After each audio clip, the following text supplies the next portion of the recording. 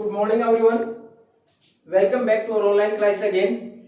In the last class, we have continued with the fourth lesson of geography, that is air.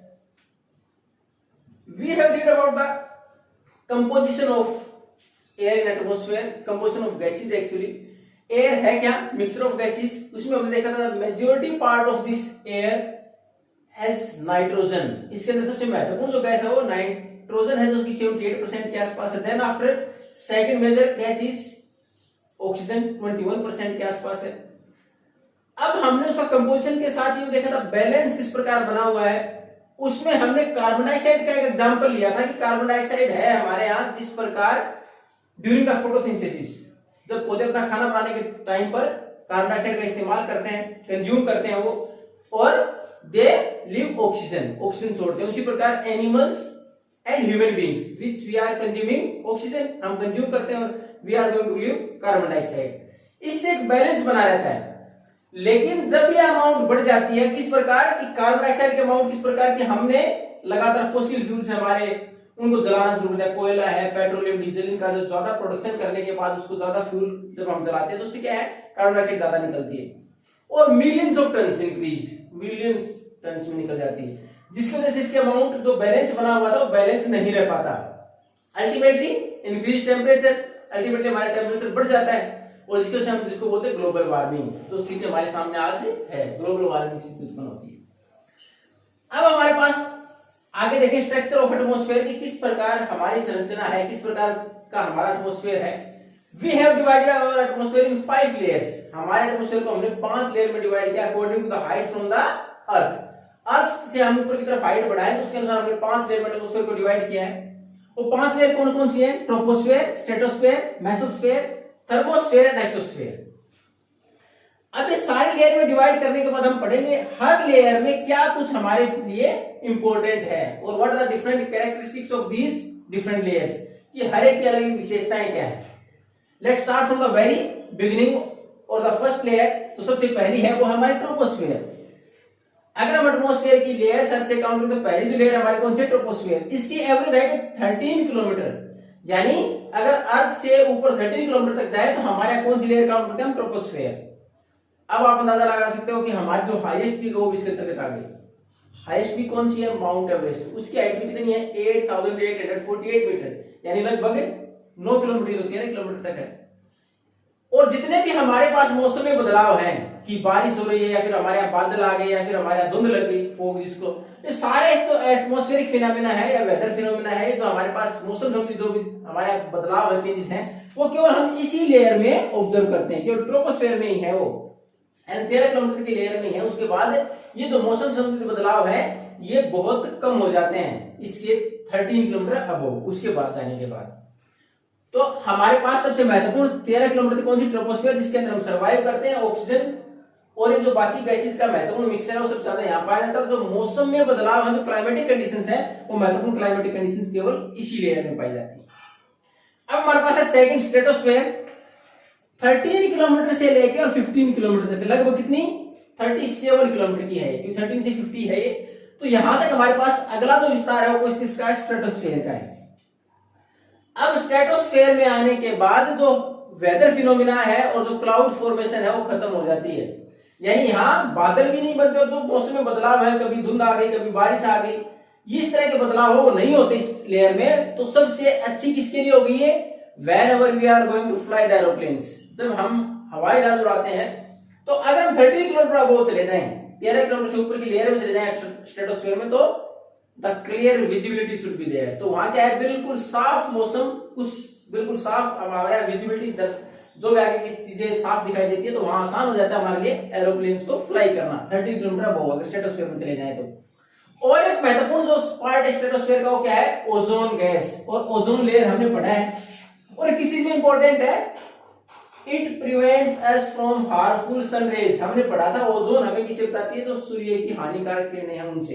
तो stratosphere, यहाँ बादल जो है वो भी नहीं है, ऑल वेदर जो हमारे कंडीशन जो चेंजेस थे वो भी नहीं है. तो यहाँ एक तो एरोप्लेन फ्लाई करना आसान है और दूसरा सबसे महत्वपूर्ण जो हमें सूर्य किरणों से बचाती है, हमारे यहाँ जो टेम्परेचर रिक्वायर्ड है सर्वाइवल के लिए उतना बना रहता है, वो किसकी मेहरबानी है, ओजोन की, जो हमारे पास हार्मफुल रेज है उसको रोक देती है। तो वो गैस भी कहां पाई जाती है, स्ट्रेटोस्फेयर में।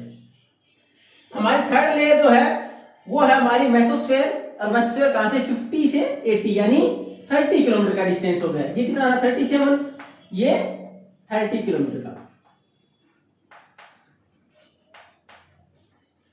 अब इसमें मेसोस्फेयर के अंदर जैसे इससे बाहर गए तो उसके बाद जैसे मौसम का बदलाव हो गया, तो वैसे ही हमारे पहले ही खत्म हो गए थे। उसके बाद और साफ आगे जाने के बाद और हमारे पास क्लियर विजिबिलिटी हो गई। उसके बाद इसके अंदर देखो, पिछले महीने ही आपने 20 तारीख के आसपास तक आपने देखा कि आपको रोजाना शाम में रात को 9-10 बजे के बाद, जो कि बदलाव काफी सालों के बाद हुआ था, कि रात को हमें ऐसा लग रहा था something burning piece is coming towards the earth, कि कुछ जलती हुई चीजें और चमकती हुई चीज पृथ्वी की तरफ आ रही है। इसको हम बोलते हैं मेटेरोइड्स, उल्का पिंड।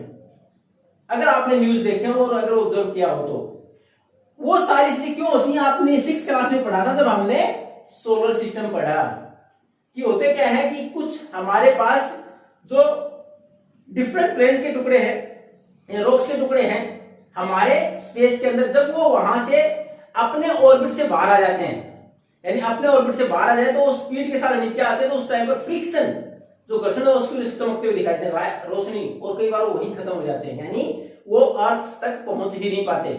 और वो रोशनी किसी वजह से फ्रिक्शन की वजह से आते हैं, वो कहाँ है, जो मीटरराइट्स है कहाँ, ये मेसोस्फेयर में ही आके ये घर्षण की वजह से वहां खत्म भी हो जाते हैं और रोशनी पैदा करते हैं। यानी हमारे से कई बार चमकती हुई चीजें दिखाई देती है, नजदीक दिखाई देती है, लेकिन ये it is minimum of 80 kilometre, वो हमारे से 80 किलोमीटर ऊपर होती है चीजें।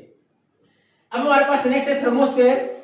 एक थर्मल, तो हम थर्मल वर्ड इस्तेमाल करते हैं टेम्परेचर के लिए, तो थर्मोस्फेयर यानी टेम्परेचर बहुत ज्यादा हो। अब ये 80 to 400 किलोमीटर यानी 320 किलोमीटर की लेयर है, इसके अंदर टेम्परेचर बहुत ज्यादा बढ़ जाता है, यानी वी कांट सर्वाइव। अगर इतने टेम्परेचर के ऊपर हम अगर जाना चाहें तो सीधे आप सर्वाइव नहीं कर सकते। उसके बाद इसका जो महत्वपूर्ण पार्ट है वो आयनोस्फेयर, ये आप केमिस्ट्री में पढ़ेंगे, साइंस में, आयन्स। अब आपके घर में जो दूरदर्शन या फिर जो हमारे यहाँ जितना भी टीवी के ऊपर प्रसारण हो रहा है, आप अलग अलग चैनल्स देखते हैं, या फिर हम रेडियो में जो न्यूज वगैरह सुनते हैं, गाने सुनते हैं, सारे वो क्या है, वेव्स ही तो हैं। ये सारी वेव्स जैसे ट्रांसमिट होती है हमारे सेंटर से, उसके बाद ऊपर इन्वायरमेंट में जाती है और वहां से आयनोस्फेयर जो है ये यहां जाने के बाद ही वापस revert back to the earth, ये आयनोस्फेयर को वापस पृथ्वी की तरफ धकेल देता है, जिसकी वजह से हमारे जितना भी ब्रॉडकास्टिंग है सारी हो पाती है।